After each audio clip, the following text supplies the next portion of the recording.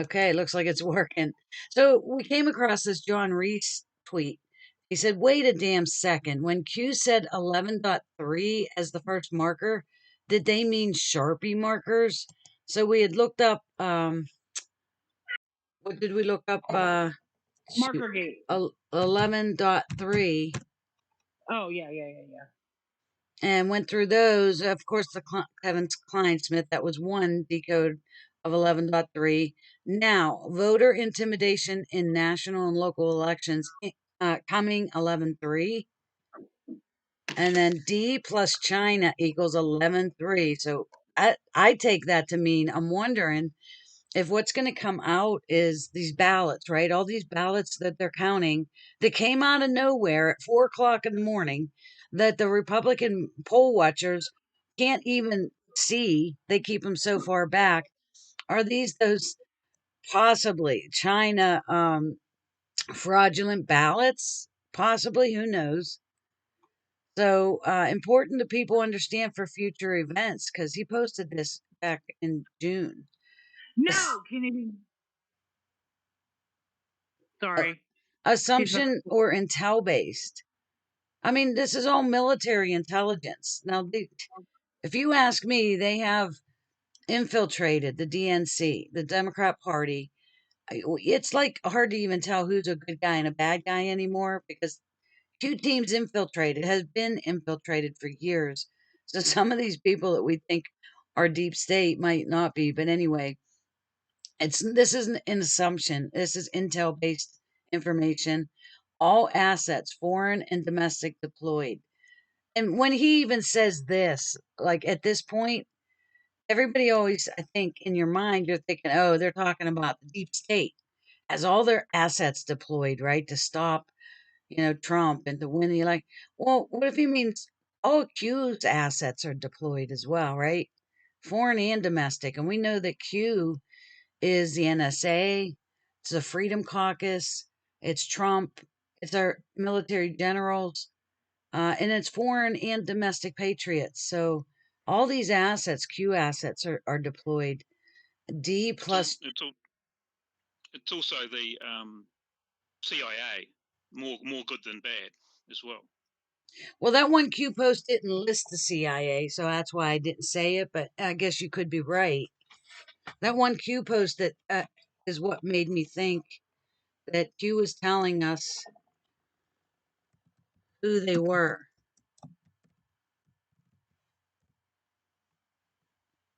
Right here, POTUS, NSA, United States military generals, the Freedom Caucus, which was established coincidentally in 2015, foreign and domestic patriots, the right to save the world. So when this Q dropped back on December 10th, 2018, that's how I took it. That wow. I even made a video that said we know who Q is. So anyway, 11.3. To all those not getting it, 11.3 was when Huber made a sealed indictment. 11.6 is when Huber made a sealed indictment because we know the Podesta was indicted, but it says effective 11.4, didn't it? Yeah, see, 11.3 Podesta indicted, 11.6 Huma indicted. Do they know? And then, of course, we get actionable. Just below that one, actionable 11.4. yeah, we got the on POTUS's order. That's my fellow Americans that we're waiting to hear on Twitter. On POTUS's order, we have initiated certain fail-safes that shall safeguard the public from the primary fallout, which is slated to occur 11.3 upon the arrest announcement of Mr. Podesta, which I don't know, right? What's it mean? Think about it logically. The only way is the military, fully controlled, save and spread once 11.3 verifies as first marker, biggest advanced drop on poll. And it proves to begin 11.3.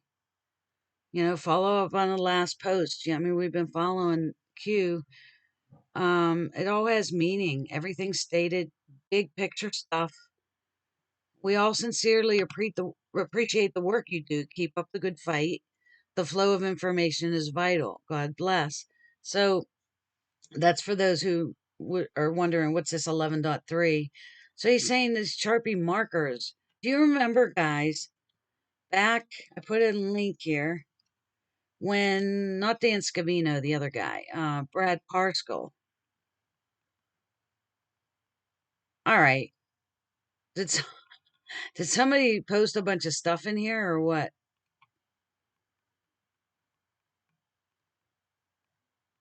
Oh my God. I put those tweets in here, didn't I? Wait. I was keeping them all together.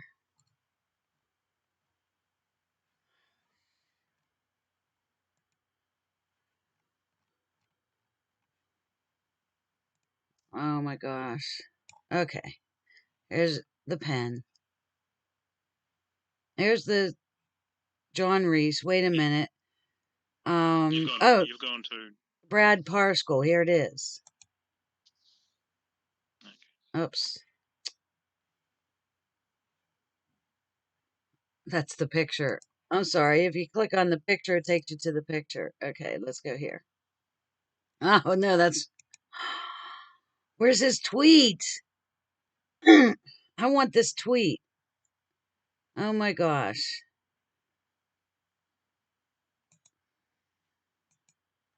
That's just going to take me to his thing. Oh, my gosh.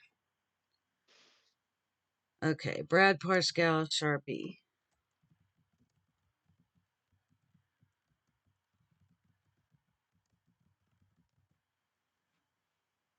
I did find it. Here we go. Arrest Connor. Oh, police body cam.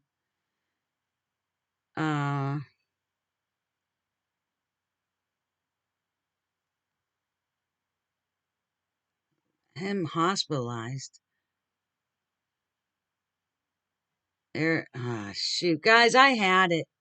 I linked it in there, and it didn't link to the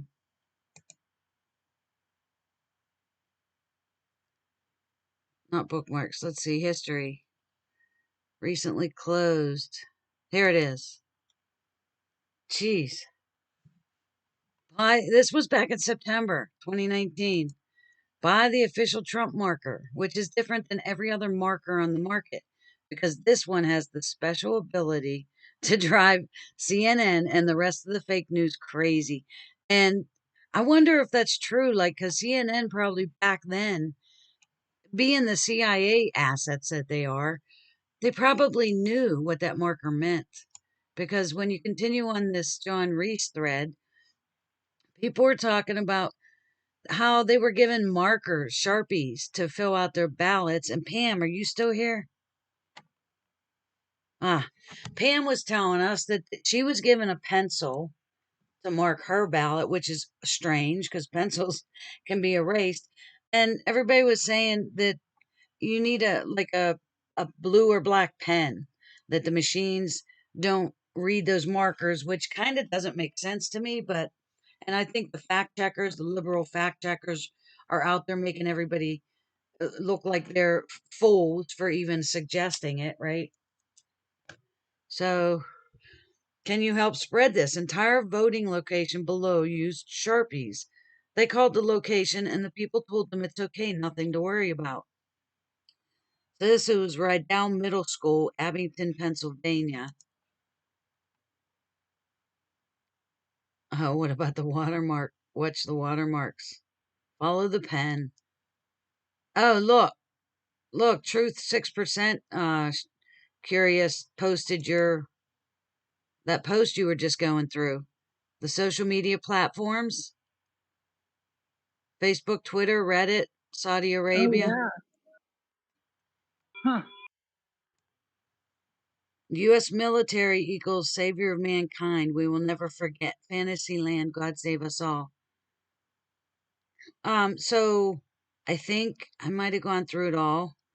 This was back at SharpieGate too. Remember this? During the hurricane, Donald Trump, SharpieGate backlash, taking over Twitter amid hurricane. And look, it has to do with Alabama.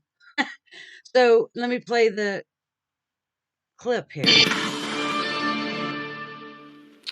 We thought we'd give you a update. U.S. President Donald Trump was swept into a Twitter storm on Wednesday after a press briefing in the Oval Office where he displayed a dated and altered forecast map of Hurricane Dorian's potential path. We had actually, our original chart was that it was going to be hitting Florida directly. Maybe I could just see that, Kevin.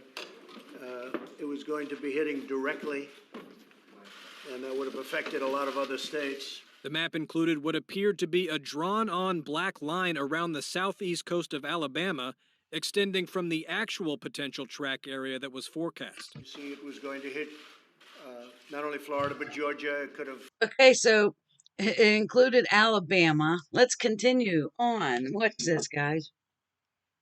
Do you remember Alabama, Anon? Long time ago, I had mentioned this. This was on 8chan, I think.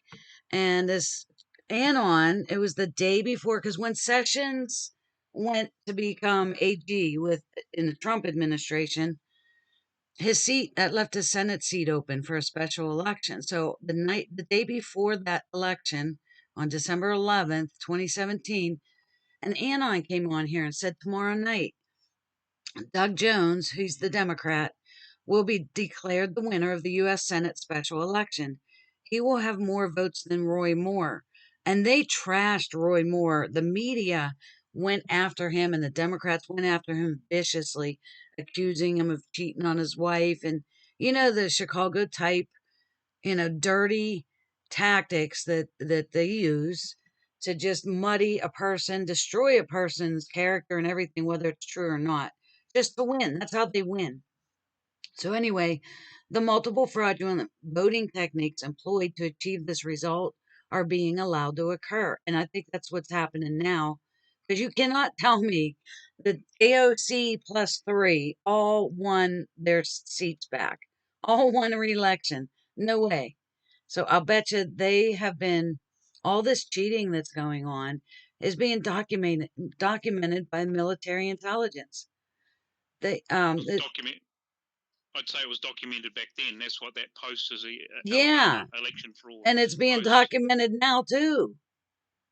The multiple fraudulent The multiple fraudulent voting techniques employed to achieve this result are being allowed to occur. They are being documented. The subsequent, quote, investigation will reveal the entire Democrat machine. And didn't Trump Jr. just come on there and say something about it? So he almost said this word for word, like, that we're going to expose the Democrat machine. This was put into play long ago. Y'all are soon to find out the true reason Jefferson Beauregard Sessions III was installed as the U.S. Attorney General. Who are the Marion Three? Now, Homa, thank you, Homa, she posted in here, she must have seen that, and she posted this to tell us a little bit about the Marion Three. So, oh, wow. We went over that one, Julesy, didn't we? Yeah. So the Marion Three, State District Attorney Roy Johnson convened a grand jury during the fall and winter of 1982-83 to investigate PCCL-led voter assistance programs and absentee ballots, but failed to obtain an indictment. Johnson took his suspicions to Attorney General William Bradford Reynolds, head of the Civil Rights Division of the Department of Justice, in October of 1982, asking Reynolds to deploy federal marshals to supervise elections. And Reynolds demurred, saying it was not possible under the Voting Rights Act. See, we can have the National Guard and stuff here now because it's not under the Voting Rights Act. It's under national emergency, right? In the summer of 1984, U.S. Justice Department officials promulgated a new policy to, quote, investigate political participants who seek out the elderly, socially disadvantaged, or the illiterate for the purpose of subjugating their electoral will. And that's where Sessions comes into this. There were 3 black men, they called it the Marion Three, that I think were ballot harvesting. And as usual, the usual Democrat playbook is smear Sessions. So they called Sessions a racist, said he was just going over them. Okay, so at the time, Turner led the PCCL, and a rival group complained to the local district attorney that Turner and other PCCL officials were altering votes on absentee ballots. Wow, this applies here, doesn't it? In the 1984 election, according to testimony from Jeff Sessions, who was the United States Attorney for the Southern District of Alabama from 81, and testified about the election at a congressional hearing in 1986 to decide whether to confirm him as a U.S. District Judge. Out of 4,000 ballots total in Perry County, 729 were absentee ballots, which seemed like a disproportionately high number since more absentee ballots were cast in Perry than in Jefferson County, which had more than 45 times the number of residents of Perry County. At Sessions' suggestion, the FBI watched the Marion Post Office during the September 1984 primary election, where they saw the Turner, his wife Evelyn, and Spencer Hogue Jr. drop off absentee ballots. Election officials, under a court ruling, marked those envelopes and identified 75 altered ballots in the group of ballots dropped. So they had the ballots marked. They were like, you, I think, was it Curious or Pam? It was Curious. You were saying, or Lex maybe, was saying how the military intelligence knows exactly which are legitimate ballots and which aren't. If they have like a little, maybe a chip in them or some kind of marking. See, they marked those ballots back there, which enabled them to identify altered ballots. FBI agents took the marked ballots and confronted many of the voters with allegations of ballot tampering. Of the 18 counties counted as part of the Black Belt, the investigation concentrated on the 5 counties which had posted the largest gains in black elected officials. In a later interview, Evelyn Turner explained the alterations were performed at the request of the voters, assistance permitted by state law. Nevertheless, the prosecution moved forward, and Turner, his wife Evelyn, and Hogue, who became known, they are the Marion Three. Now, what's with these black people? There were supposed to be 3 black guys that were harvesting ballots. Okay, so they're the Marion Three: Turner, his wife Evelyn, and Hogue. They were indicted on 29 counts by a Mobile-based federal grand jury. What's that mean? A Mobile-based. Mobile, Alabama? On January 25th, 1985, based on allegations of ballot tampering in the September 4th, 1984 primary election. Turner's brother Robert, a lawyer who was part of the defense team for the Marion Three, alleged in 2016 that Sessions had jailed the Marion Three to send a message. You got a person like Albert Turner that's out front, spearheading all these voter registration drives. Why not put him in jail and see how many people get scared? So when you're going to actually do voter fraud, just turn it into, oh, Sessions is the one that's doing something wrong. Subjugating the vote of the poor people. This whole FBI investigation of absentee voting and the scheduled trials were set up to stop the political progress of black people in the Alabama Black Belt, right? The power structure wants to turn back the hands of time in Perry County. So here you go. It's all about, let's use race. I would encourage black people not to let my indictment stop them or discourage them. So they were defended by, of course, civil rights lawyers, right? I'm not going to read the whole thing. The federal jury deliberated for 3 hours before finding them not guilty. Senator Denton. Turner renewed his contention that the trial was instigated by freshman Senator Jeremiah Denton, who, Turner said, had the most to gain by intimidating black voters.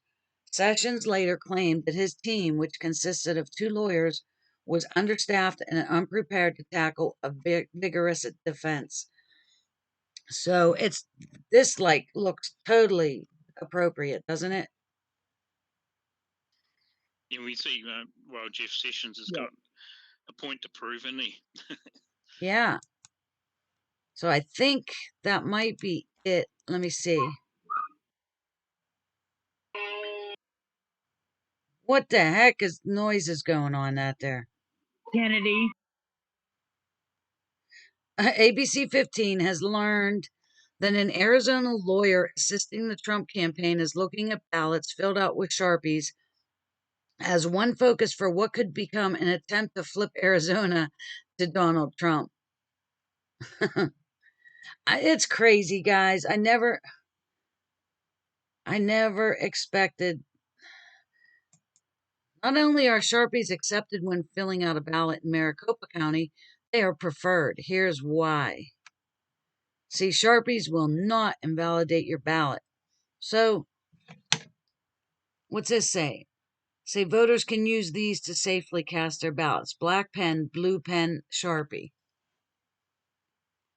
So I don't know about, how real that is about, okay, the Sharpies don't work, but there's something about the Sharpies and it leads you to Sessions.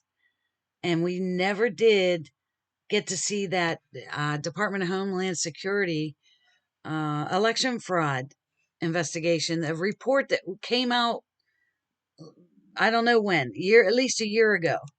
We never got to see it public yet. So anyway, that's what I saw on Sharp.